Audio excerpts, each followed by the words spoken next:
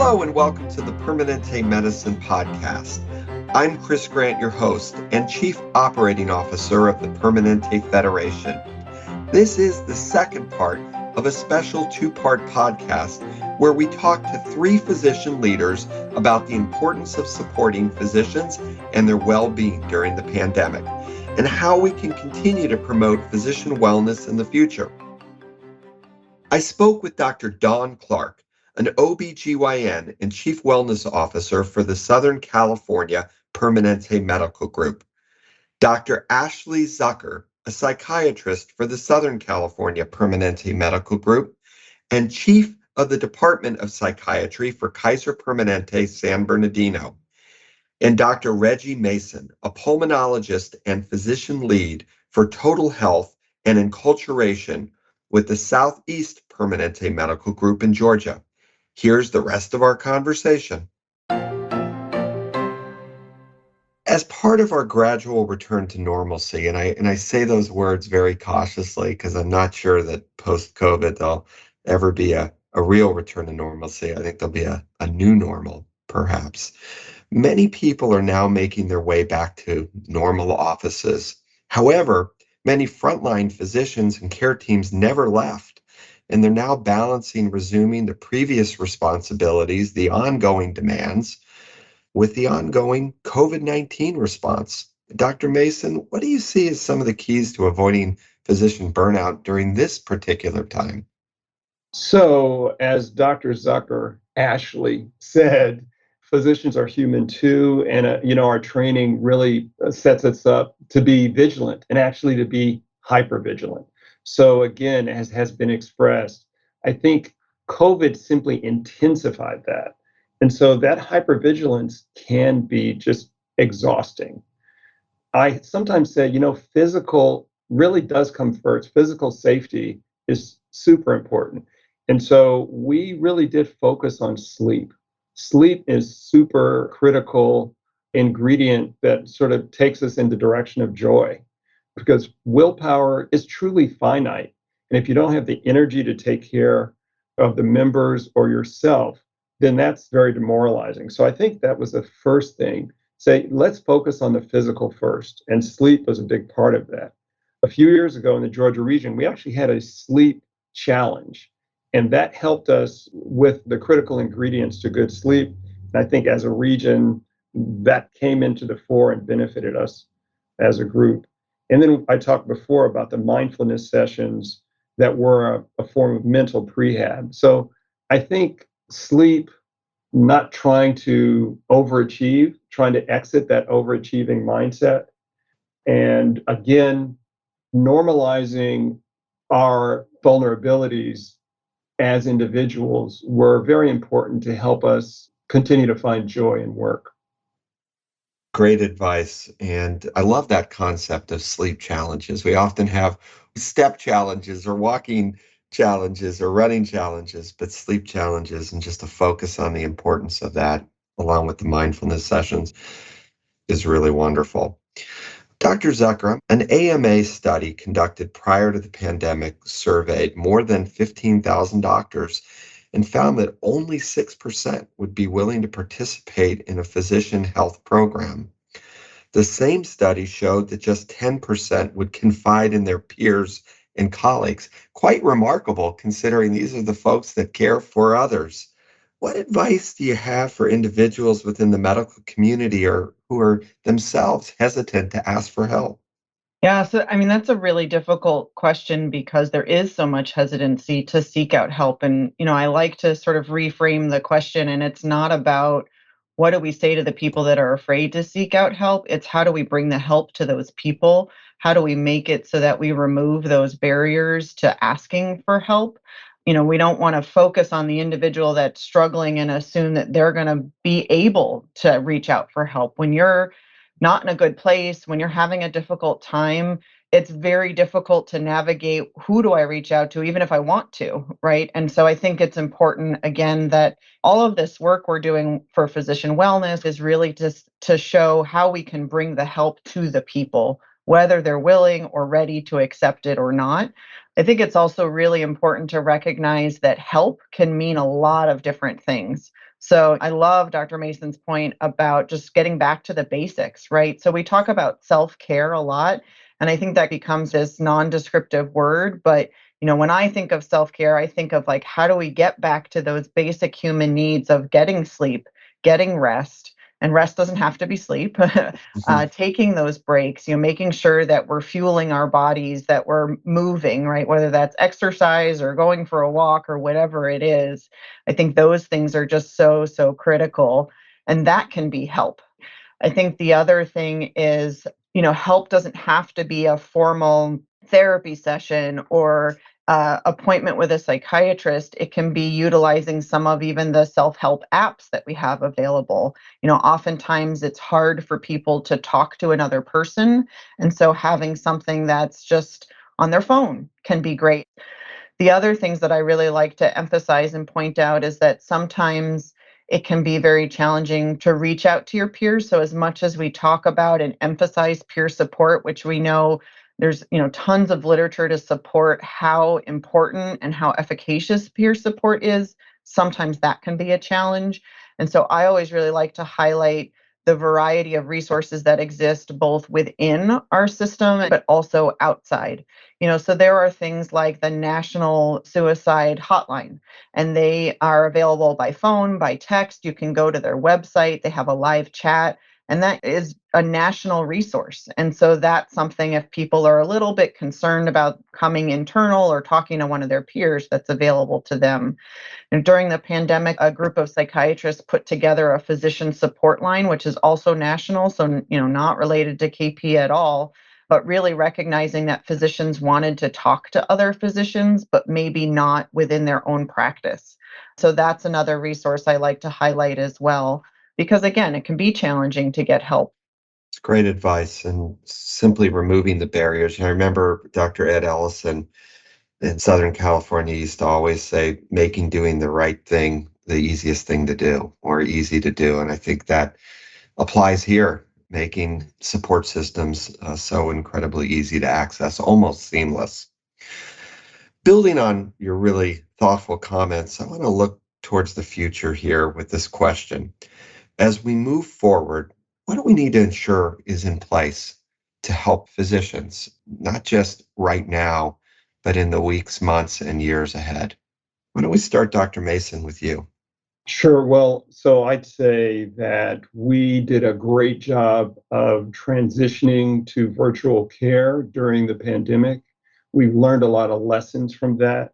But I think that one of the natural consequences of virtual care is that it's isolating. And so I think our physicians really suffered with that because let's be frank, we get energy from being with our patients, being in the same room with our patients, with our colleagues. And so I think we need to work on making virtual care less isolating, maybe having a small team do virtual care from their offices, but then having them collaborate. And then also getting the patients together, perhaps virtually. We used to have a concept, and Dawn may remember this, called the drop-in group medical appointment. So it was actually a group appointment. And so I think that we can use concepts like doing virtual care in teams and building in some collaboration or doing care collaboratively with groups of patients that will make it less isolating. It's great advice. Thank you. Dr. Clark? Yeah, I mean, in training, I hate to say this because it's almost embarrassing, but if you go into a room of physicians and you say these words, if you ask for help, it's a sign of the entire room will say weakness. And that's been ingrained in our culture in the medical community, and it's absolutely wrong. Mhm. We don't treat mental health the same that we treat diabetes or hypertension. I think what we really need to do is to continue these conversations, but really decrease that stigma. I mean, I would love it for people going into medical school and residency to not know that phrase. If you ask for help, it's a sign of weakness. If we could get there, then we've really done a great job. So we have a lot of deprogramming to do around this. We must continue to decrease stigma around mental health. Great advice. Dr. Zucker, what are your thoughts? Yeah, so I think what's so important to recognize is that this is just the beginning of the conversation. And so I think the most important thing to have in place is recognizing that this is not over. When I say this is not over, I don't just mean COVID. I Right. mean just the conversation about mental health and about having those support systems in place, about bringing the help to people. People are in different stages, and they're going to be in different stages for a long, long time to come. And even, years into the future when hopefully COVID is a memory, this is still all going to be relevant to have these support systems in place and to recognize the mental health needs of our physicians. All of the guidance and the lessons that you each have provided are incredibly, incredibly important. So you're each experts. You are the coaches of the doctors that care for all of us. And I'm curious because the stresses and strains on each of you as the needs or support of all clinicians have increased during this last couple of years, on top of what was already one of the most complicated jobs in any profession. I'm curious what you do for your own wellness. And maybe if you could share with our listeners your tips on how you keep yourself balanced. Dr. Clark, why don't we start with you? Yeah, so I really go back to what served me in times of prior stress, and specifically during the pandemic, and staying connected with my family and friends, through Zoom, of course, really focusing on putting things that are nourishing in my body, exercising, like Dr. Mason said, making sure that I'm able to get enough sleep. I did a lot of journaling and actually poetry writing. I was very careful not to watch too much news. And I also found a lot of comfort in giving my patients the support and kindness that they need during this very tumultuous last 18 months. Again, we talk about from the pandemic to social injustice and even the natural disasters that have been Mhm. going on. And I really have found a lot of meaning in my chief wellness job. It's a complicated time. And to Dr. Zucker's point, we've been working on burnout for years. And this really shifted some of our program needs into the realm of mental health.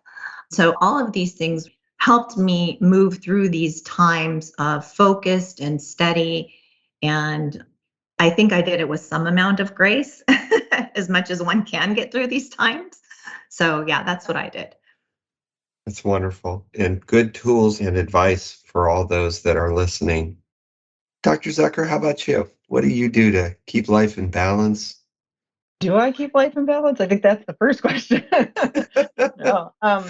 So I mean, I've always been an exerciser, so that's been key for me. I am 100% a Peloton addict, and I will fully admit that, and I'm very grateful for it. To me, it's a combination of exercise, but also therapy, and so that's been huge. So just moving and getting out that extra that we all sort of carry every day has been really key, and having that consistency. I definitely notice the days that I don't move at all, I really feel it. The other thing that I've been, I think, a little bit more sort of aware of was really just the practice of gratitude. We've talked about gratitude for years, and I think I've always been grateful, but I think doing it a little bit more formally and recognizing the little things. I think when we talk about the practice of gratitude, we think we have to be thankful for some major event or success that we've had, but just even being grateful that I have a bed to sleep in, or that I have a roof over my head, or that I still have a job. Those are the little things in life that I think are just so important to recognize. And I think we took for granted a lot of that before COVID. The other thing, which is very new to me, is really setting those work boundaries. So I'm a little bit of a work addict, and then a little bit is putting it very lightly. I'm very much a work addict, and so it was just normal for me. It didn't bother me at all to work after hours on weekends. I check my emails on vacations, and it wasn't so much of a thing. But I started to notice that I was really burning out, and so I had to make a conscious effort to put down my phone on the weekends. Last week, actually, I was on vacation with my family, and I did something I've never done before, which is I left my work phone in the hotel room. And it was just Yay. incredibly freeing to not have it buzzing in my back pocket all day long, even if I wasn't looking at it, just having that awareness. And nothing fell apart. The world didn't catch on fire. Everything was fine. I'm still behind on my emails now, but that's okay. It was 100% worth it to have that peace of mind of not worrying about work and being able to 100% focus on my family and on our time together. So I would encourage everybody to turn off the phone, shut down the computer, leave it where you can't get to it because it's too easy to just pull it back out of your pocket and look at it. That's great advice. Something that I know we all struggle because we're so connected all of the time, but that true disconnecting can be joyful, unbinding, and really create a sense of freedom that I think everybody should experience and regularly practice. Dr. Mason, anything to add? Sure, I think Dawn and Ashley have done a great job of summarizing some of the things I've done in terms of physical health and really a practice of gratitude. So my wife and I are so privileged to be able to work for Permanente Medical Group, and we're both physicians. So we really felt grateful, I should say, about staying employed. And we did something sort of scary. We knew a family of six, a husband, wife, and 4 kids that were living in another state, and they were living in a 1-bedroom apartment. And so we took advantage of sort of the low interest rates, and we bought a small house and we moved them into it. And it was scary to make that kind of a financial move, but it has been the joy of the year. I mean, it makes me happy every day to see those kids in a house rather than in a 1-bedroom apartment. And so it's sort of working out for now. I can't retire quite yet, but that has been so renewing for my wife and myself and been a joy. Wow. Life-changing for you and your wife and life-changing for that family. No doubt about it. This has been such a privilege. You each have such extraordinary insight and extraordinarily difficult roles during this time.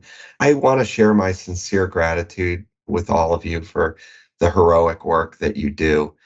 I can only imagine that each of you pop into a phone booth and you come out with superhero capes on because the weight that you carry, the number of individuals that are so essential to the healthcare delivery system is extraordinary. And I'm appreciative of what you do every single day and for sharing your wisdom with us.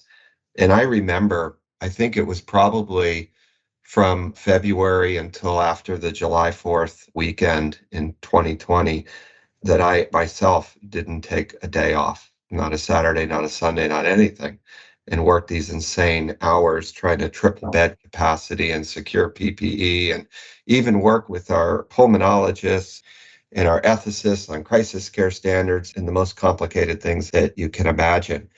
I remember a Sunday taking a walk, and it was one of the first times in daylight. And the sun was going down, and on 4 corners of the street, people started coming out.